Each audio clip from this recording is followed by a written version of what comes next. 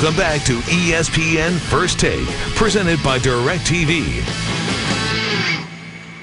Well, the last time we saw Ray Rice playing for Rutgers, he was running for 280 yards. He also scored 4 touchdowns in the International Bowl versus Ball State. Since then, he's been very busy preparing for the NFL draft while working with the Parisi Speed School, which is a school that, well, quite frankly, a lot of the youngsters hoping to go to the NFL make sure that that's one of their mandatory stops. All in effort to get ready for the draft, because remember, the faster you run, the more money you can make. And here with us, of course, Ray Rice, also Bill Parisi, and Martin Rooney. They are directors at the Parisi NFL Combine Training Program. And guys, we're going to talk a little bit about what you do specifically to help these guys with their draft stock. But Ray, I'll start with you. How did you do at the Combine? Were you pleased with your results? Yes, I was definitely pleased with my Combine. You know, went there and ran a great 40.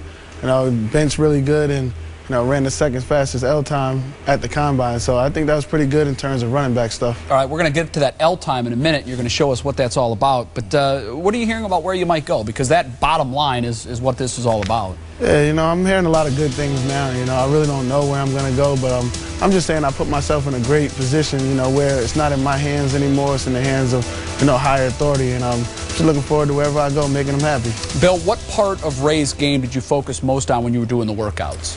Well, a big part was preparing Ray, you know, teaching him how to warm up properly for these tests. A lot of athletes don't reach their potential at the Combine because they're not warmed up properly. From there, giving them the techniques and the mechanics on how to run the 40.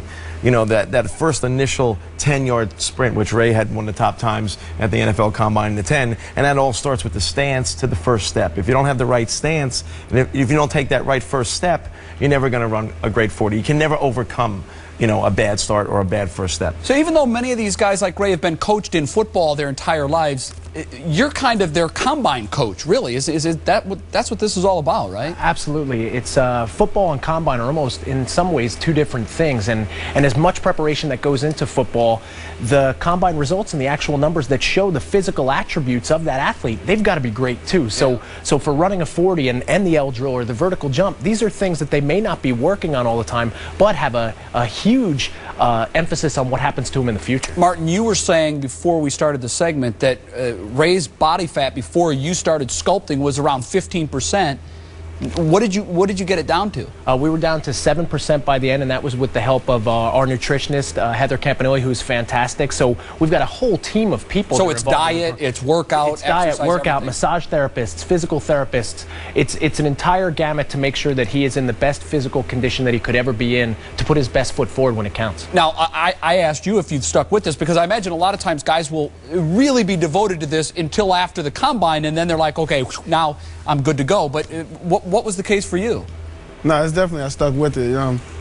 It's a long-term effect, you know. Once you change your diet, I don't think you can go back, you know, in terms of performance and getting better and feeling a lot better, waking up each day, you know. That's why I stuck with it, you know. What was the biggest difference for you physically? I know you said you felt better after the diet. What was the biggest difference? I just think I felt a lot lighter, you know. I wasn't terribly out of shape before, but I felt a lot lighter and more explosive, you know, in terms of performance. Putting the right fuel in your body and then going out and performing, I think was really key to my success. All right, you mentioned the L drill. Is that what it's called? The L drill. Okay, Ray, we've got some cones here. You take us through this, what this is, and I'll ask you guys. Bill, you can talk about this.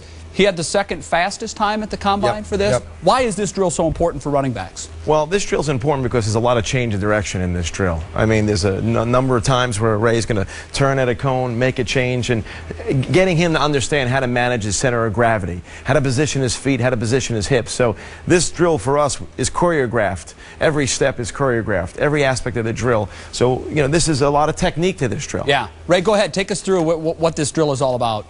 You start, come right here, touch this cone, right hand touch, right touch, come back. Around the cone. And you want to get a good finish. Okay, now I'm imagining that he was pretty good at this drill naturally before you got your hands on him. I watched your work at Rutgers. You know how to run. How can you look at somebody who naturally is so gifted at this and make him better? One of the things that we always say is that speed is a skill, and just because you're good doesn't mean you're going to be great at something. So good is actually the enemy of being great. So the fact that Ray was already fast and already explosive sometimes can be the enemy in this case. We picture these events like Olympic events, and just like the high jump or another event, you could be explosive, but that doesn't mean you're going to be great. This test is just like that. So Ray mastered the test inside and out, and then now with his physical attributes showed why he was the second fastest at the entire combine of the best. A little like the Olympic decathlon, because there are so many different things that you're training for. The key is to be maybe not great at one, but really good at all of the different tasks. Sure. And we say the NFL Combine is the Olympic Games for football players. Yeah. It really is. Yeah. If on a 1 to 10, when you got Ray, where was he? And as you send him off to the league, where is he now?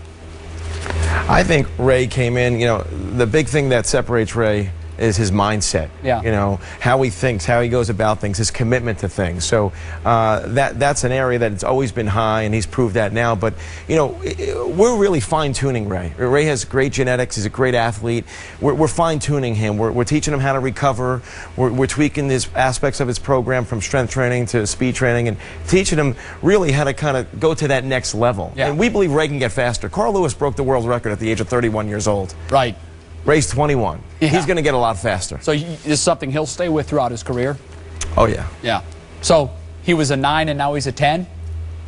I would say he came up a little bit, but again, it's all because of Ray's hard work, and we just gave him some strategies. He's the guy that's executed it. We're fortunate enough to deliver him the information. All right, Ray, good luck on draft day. Of course, we'll be following it. And Bill Martin, thanks for coming in. And I feel faster just listening to you guys. Oh, you're ready to blast. I want you to run out, and I want you to blast a 20 for us, at least a 20. There's a 40, you might pull a hammy. I'll stick to reading teleprompter.